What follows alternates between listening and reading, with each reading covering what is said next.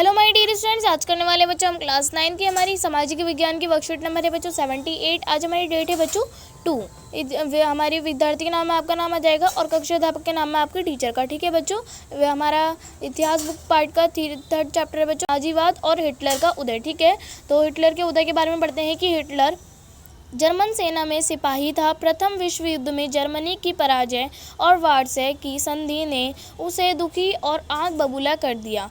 1919 में उसने German workers party की सदस्यता ली, जिसे बाद में नेशनल सोशलिस्ट पार्टी का नाम दिया गया। इसी को नाज़ी पार्टी के नाम से जाना जाता है। अर्थव्यवस्था की बदलाही, राजनीतिक खालीपन और समाज में गहराते जा रहे संकट ने हिटलर के सत्ता में पहुंचने का रास्ता साफ कर दिया। महामंदी के दौरान नाज़ीवाद ने एक जन आंदोलन का रूप ग्रहण कर लिया। 1929 के बाद बैंक दिवालिया हो चुके थे, काम धंधे बंद होते जा रहे थे, मजदूर बेरोजगार हो रहे थे और मध्य वर्ग को लाचारी और भूखमरी का डर सता रहा था। नाज़ी प्रचार में लोगों को एक बेहतर भविष्य की उम्मीद दिखाई दी। 1929 में नाज़ी पार्टी को जर्मन संसद राइखस्टाग के लिए हुए चुनावों में महज 2.6% वोट मिले थे, जबकि 1932 तक आते आते 37% वोटों के साथ वह सबसे बड़ी पार्टी बन चुकी थी। ठीक है, नाजी प्रचार की कला कि नाजी हिटलर ज़बरदस्त वक्त था। अपने जोशीले भाषणों में एक शक्तिशाली राष्ट्र की स्थापना, वार्से संधि में हुई नाइंसाफ़ी के प्रतिशोध और जर्मन समाज को खोई हुई प्रतिष्ठा वापस दिलाने, बेरोजगारों को रोजगार और नौजवानों को एक सुरक्षित भविष्य का आश्वासन देता था। हिटलर ने राजनीति की एक नई शैली रची थी। वह लोगों को इकट्ठा करने के लिए आडंबर और प्रदर्शन की अहमियत समझता था। लोगों में समर्थन दर्शाने और परस्पर एकता का भाव पैदा करने के लिए नाज़ियों ने बड़ी रैलियों और जनसभाएं आयोजित की। स्वस्तिक छपे लाल झंडे, नाज़ी सैल्यूट और भाषणों के बाद खास अंदाज में तालियों की गड़गड़ाहट, ये सारी चीज़ें शक्ति प्रदर्शन का हिस्सा थी।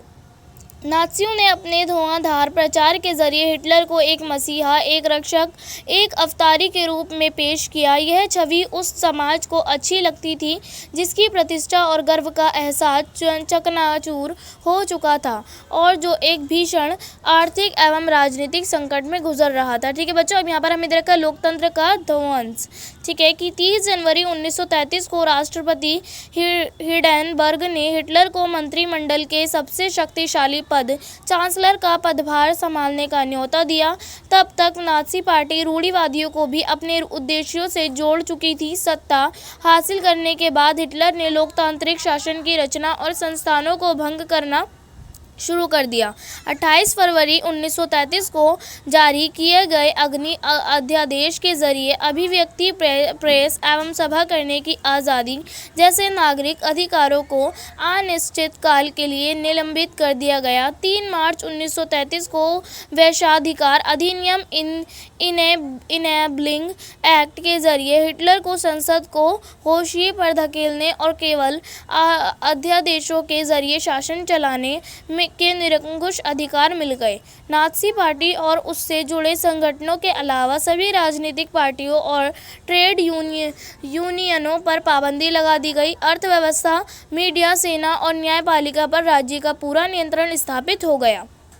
ठीक है बच्चों, अभी हमने पढ़ लिया है। अब यहाँ पर हमें 4 क्वेश्चंस दे रखे हैं, बेहद इजी हैं। चलिए फटाफट से कर लेते हैं। ठीक है, हमारा फर्स्ट क्वेश्चन है कि हिटलर के उदय के कौन से कारण थे। तो बच्चों आप इसका आंसर लिखेंगे। फर्स्ट लिखेंगे वर्साई की अपमानजनक संधि, दूसरा जर्मनी का आर्थिक संकट, तीसरा वाइमर गणराज्य की अलोकप्रियता, चौथा लिख देंगे आप हिटलर का व्यक्तित्व। ठीक है बच्चों, फिर हमारा सेकंड क्वेश्चन है कि जर्मन लोगों से हिटलर ने क्या वादे किए। तो बच्चों आप इसका आंसर लिखेंगे। पहला, जर्मनी की खोई हुई प्रतिष्ठा वापस लौटाई जाएगी, दूसरा जर्मनी के अपमान का बदला लिया जाएगा और तीसरा बेरोजगारों को रोजगार मिलेगा। ठीक है बच्चों, हमारा थर्ड क्वेश्चन है कि पूरे देश में नियंत्रण स्थापित करने के लिए हिटलर ने कौन कौन से कदम उठाए।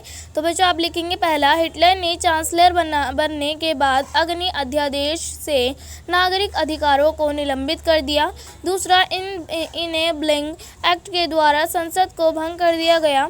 तीसरा आप लिखेंगे इसी एक्ट के द्वारा न्यायपालिका, मीडिया, सेना आदि पर हिटलर का सीधा नियंत्रण स्थापित हो गया। ठीक है बच्चों, फिर हमारा फोर्थ लास्ट है क्वेश्चन कि क्या आप मीडिया पर प्रचारित बातों और विचारों से क्या आप प्रभावित होते हैं, कोई एक उदाहरण दीजिए। तो बच्चों आप इसका आंसर लिखेंगे हाँ, मैं भी मीडिया पर प्रचारित बातों से प्रभावित होता हूँ। उदाहरण के लिए जब शॉपिंग करनी होती है तो जिस ब्रांड की एडवर्टाइजमेंट ज़्यादा आ रही होती है उस पर ध्यान पहले जाता है। ठीक है बच्चों, ये हो जाएगा हमारा कंप्लीट। तो बच्चों हमारी वर्कशीट जो यहीं पर पूरी होती है।